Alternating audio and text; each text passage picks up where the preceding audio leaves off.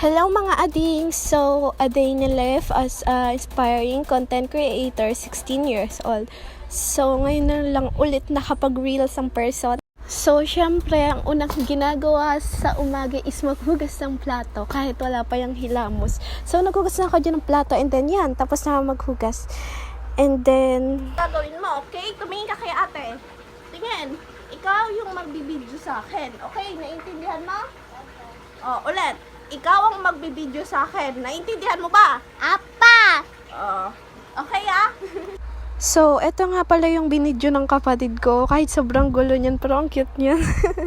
Lawan ko 5, 4, 3, 2, 1. Ate! Ate! Okay, cheese! Daniel pa. So, may ads muna. May ads.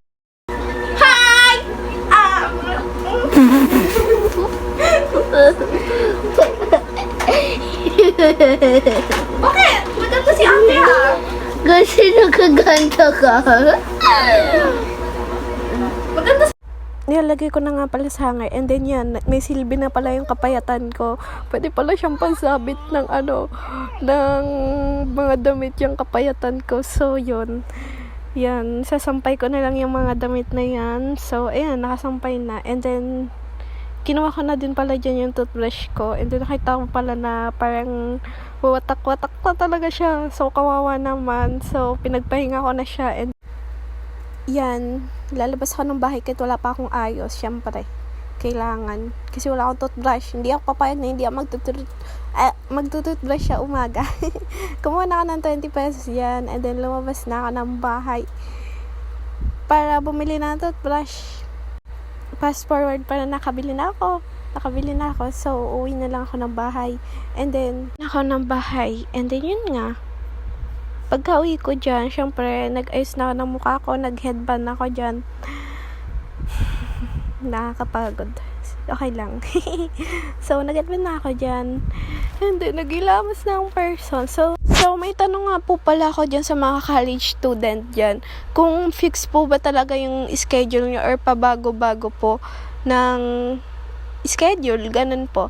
Kasi nga, yun, lalo na po yung mga nag-working student dyan ng college. Tanong ko lang po kung fix po ba talaga yung schedule ng college student. Kasi kung fix po, maayos ko din po yung schedule ko. Kailangan din po ako sa course na kukunin ko. Kasi HRM po yung kukunin ko, which is Hotel Restaurant Management. Yun po. Nag-aalinlangan po ako kasi baka po may halo po siyang bartending, ganun.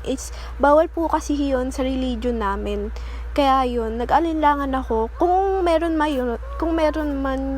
yun, hindi ko yun kukunin yung course na yun.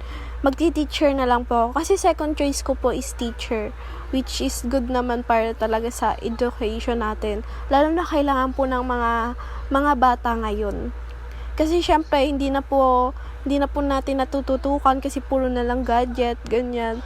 Hindi na po natin magagawa ng solusyon yun kasi nasa generation na po yun ng mga bata.